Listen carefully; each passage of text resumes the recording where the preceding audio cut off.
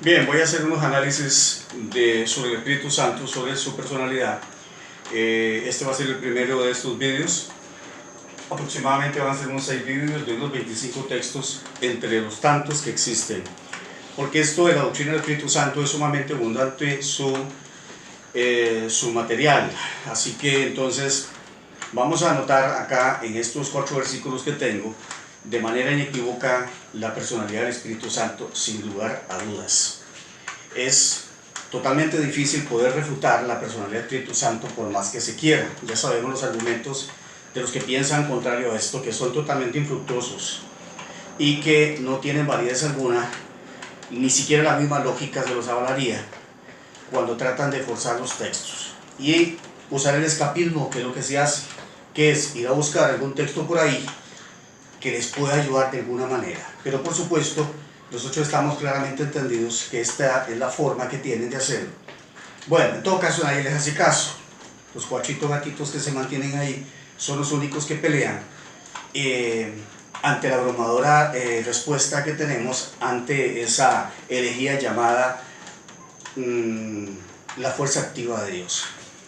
Notemos estos 4 versículos rápidamente. Tengo en Marcos 13:11, donde el Señor Jesucristo, que no bromea, que habla la verdad y que le dice la verdad a sus discípulos, cuando Él iba a partir, les dijo que cuando ellos fueran perseguidos, ellos fueran encarcelados, cuando ellos se les fuera a demandar, la razón por la cual ellos creían de la manera que creían, pues que no se preocuparan. Mira lo que dice: porque no sois vosotros los que habláis, sino el Espíritu de Dios. ¿Cómo es eso? O sea, no son ellos los que van a hablar, sino el Espíritu de Dios. Pues es obvio que los que van a hablar son ellos, pero Jesús lo que le está diciendo es que el Espíritu Santo les iba a inspirar a ellos las palabras que ellos necesitaban hablar. Está claro el lenguaje de Jesús.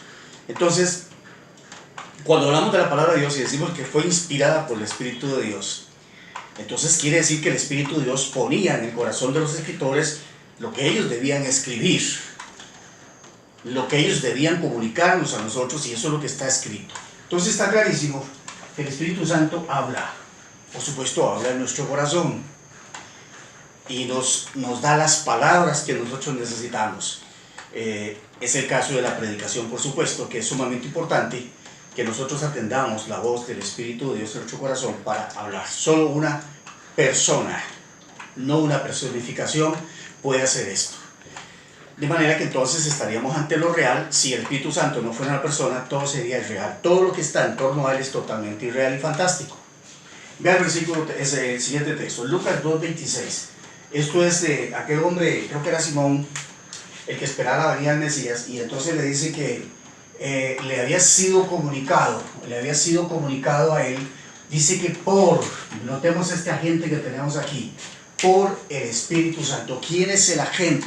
No está diciendo que es el Padre, no está diciendo que es el Hijo, mas es el Espíritu Santo el que le había comunicado, y lo mismo que estamos hablando aquí precisamente, le había comunicado, le había revelado a él esto que iba a acontecer, que era la venida, la manifestación del Hijo de Dios.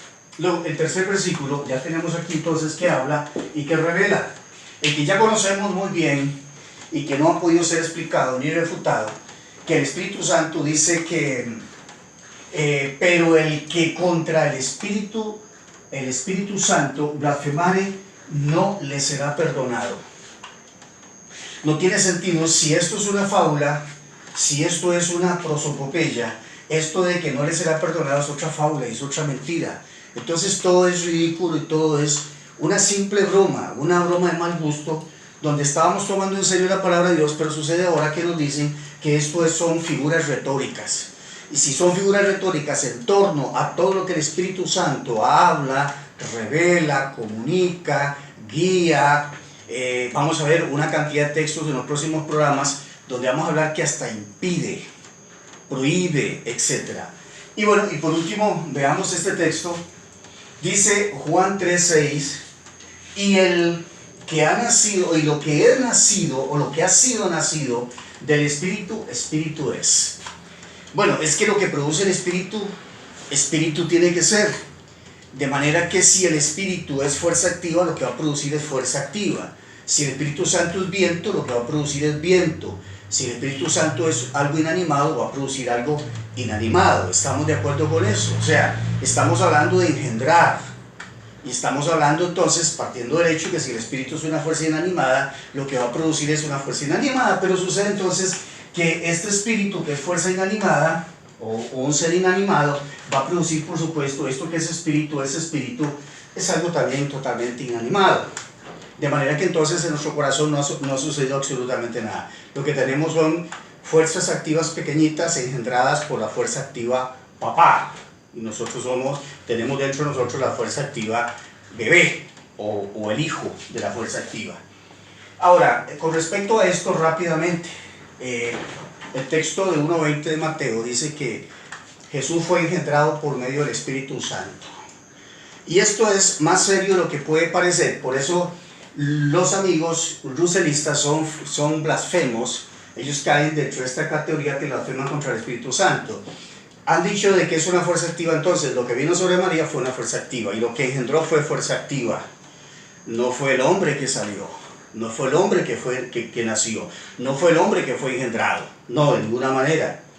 Si lo que ha sido o lo que nace el Espíritu es Espíritu, pues así tiene que ser. Entonces es una falta de comprensión de la naturaleza del Espíritu.